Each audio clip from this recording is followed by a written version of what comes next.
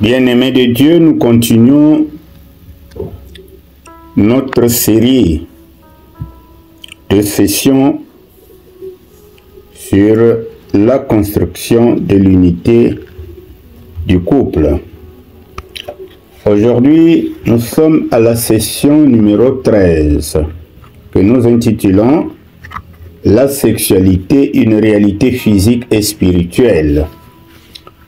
Notre texte de référence est 1 Corinthiens chapitre 6, les versets 12 à 20.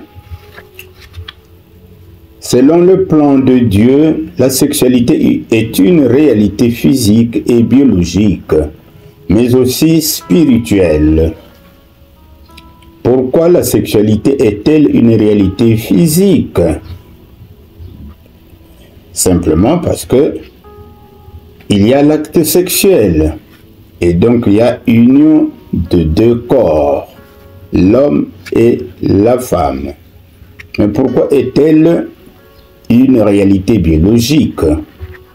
La sexualité est une réalité biologique parce que elle peut engendrer la procréation. Alors, pourquoi est-elle une réalité spirituelle? Parce qu'elle atteint les profondeurs de notre être, aux sources de la vie.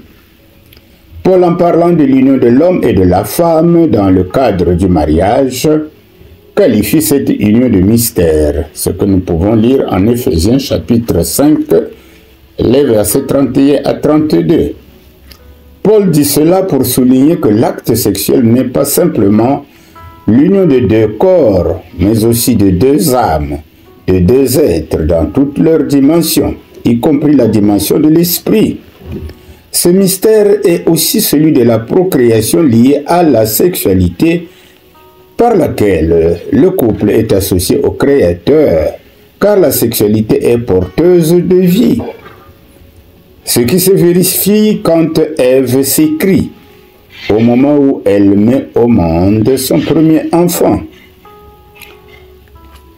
Ève dit ceci: « J'ai donné vie à un enfant avec l'aide de l'Éternel », ce que nous pouvons lire en Genèse, chapitre 4, verset 1. Cet enfant, c'est Caïn, issu de l'union physique d'Adam et Ève. Alors nous allons mettre entre parenthèses la suite de l'histoire de Caïn. Dieu est donc associé à toute procréation humaine. Et c'est un fait qui dépasse l'entendement humain, qu'il convient de qualifier de mystère.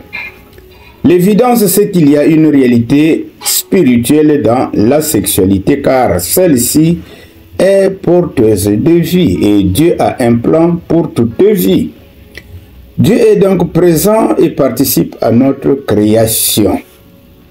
Mais l'homme créé libre est responsable de ses actes devant son Créateur. Dans 1 Corinthiens chapitre 6, versets 12 à 20, le texte que nous avons référencé si haut, Paul répond aux fidèles de Corinthe qui lui demandent s'il est digne pour eux qui venaient de donner leur vie à Christ de fréquenter le temple d'Aphrodite, qui est un temple païen où se pratiquait la prostitution sacrée. La réponse que l'apôtre donne aux Corinthiens est d'un intérêt capital, tant pour eux que pour nous aujourd'hui. Paul fait une distinction nette entre les besoins physiques, comme le manger et le boire, et les besoins sexuels. C'est ce que nous dit le verset 13. Les deux besoins n'ont pas la même approche. Par définition, le manger n'est qu'une affaire d'aliments nécessaires à entretenir le corps. Après rétention d'éléments nutritifs, ces aliments finissent par être évacués hors du corps. Par contre, la sexualité touche à la vie, et la vie est éternelle. Il convient de savoir que les aliments n'ont d'influence que sur celui qui les consomme. Cependant, l'union sexuelle implique toujours deux personnes qui communient ensemble et qui engagent leur intimité. C'est du reste la relation la plus profonde que puissent avoir deux personnes de sexe opposé. Communion, intimité est une double vérité qui définit la relation sexuelle dans le couple. C'est à cause de cette double vérité, communion, intimité, que Satan s'attaque, sinon s'acharne à défigurer, à souiller, à avilir et à salir tout ce qui touche à la sexualité. Les puissances spirituelles d'impureté ont conçu un système dont le but consiste à banaliser la sexualité à travers des pratiques comme la prostitution et la pornographie, qui sont un phénomène qui prend de plus en plus d'ampleur dans les sociétés modernes. Et Paul conclut en demandant aux Corinthiens d'éviter de faire n'importe quoi avec son corps. Autrement, il leur demande de fuir l'impudicité. Ce que nous pouvons lire au verset 16 à 18. Toute pratique sexuelle qui se situe en dehors du mariage, nous devons le savoir, offense Dieu et l'institution du mariage. Ce qui à la création était beau et bon devient laid et mauvais. Si l'union sexuelle qui se pratique dans le cadre du mariage conduit à être une seule chair, de même une relation sexuelle hors mariage fait de l'homme et de la femme fautifs une seule chair. Paul précise que lorsqu'on s'unit à une prostituée, on devient aussi un seul corps. C'est ce qu'il dit au verset 18 et au verset 16. Mais de manière impure et illégale. Donc, lorsque je pratique la fornication, lorsque je suis infidèle à mon mari ou à ma femme, eh bien, cette union de corps, c'est une union impure et illégale. Certes, il y a unité de corps avec la prostituée, mais il n'y a pas unité de cœur, de pensée et d'esprit.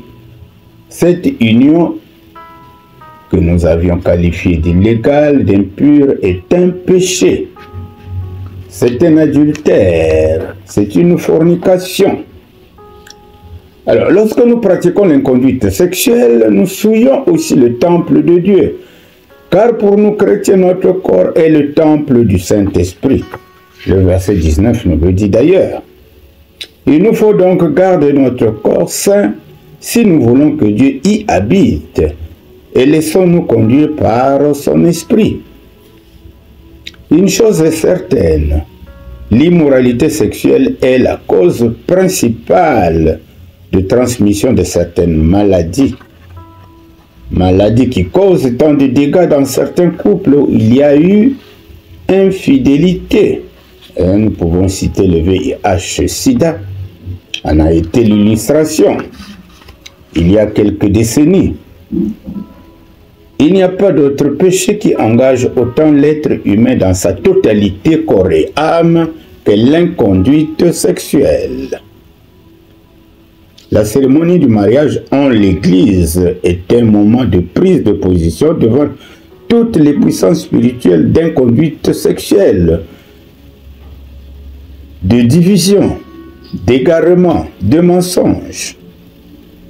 Et le diable n'est jamais content d'une telle cérémonie, où les conjoints déclarent solennellement leur fidélité mutuelle et leur attachement au plan de Dieu. C'est à ce moment que le combat spirituel du couple face aux flèches enflammées du malin devient plus engagé. Mais Dieu n'a pas laissé ses créatures sans armes. Il a mis à leur disposition l'armure spirituelle pour préserver l'unité du couple. Et cette armure spirituelle, c'est à lire dans Éphésiens chapitre 6, le verset 10 à 20. En résumé de notre session, disons que la sexualité est une réalité à la fois physique, biologique et spirituelle. Elle participe à la transmission de la vie et chaque vie s'inscrit dans le plan de Dieu.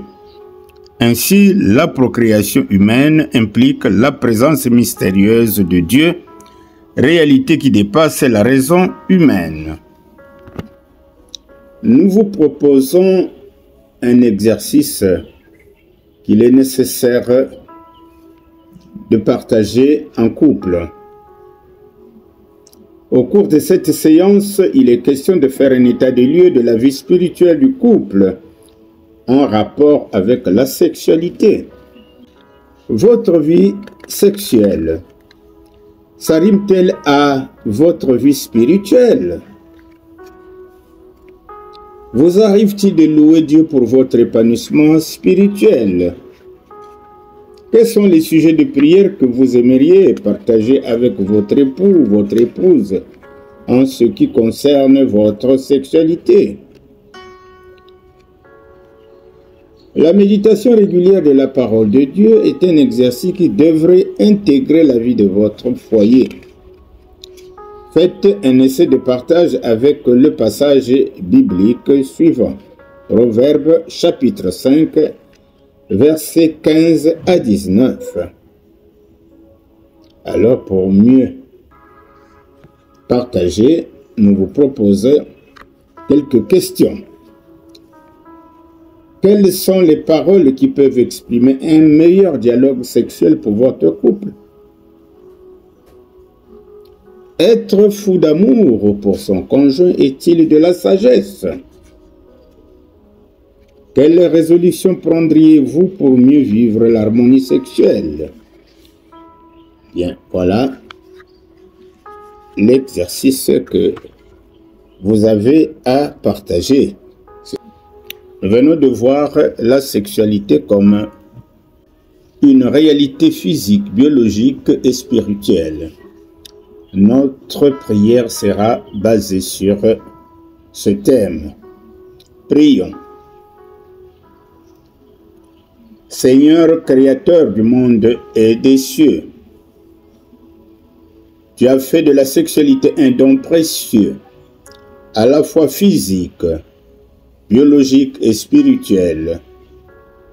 En elle se cache le mystère de la vie que toi seul donnes.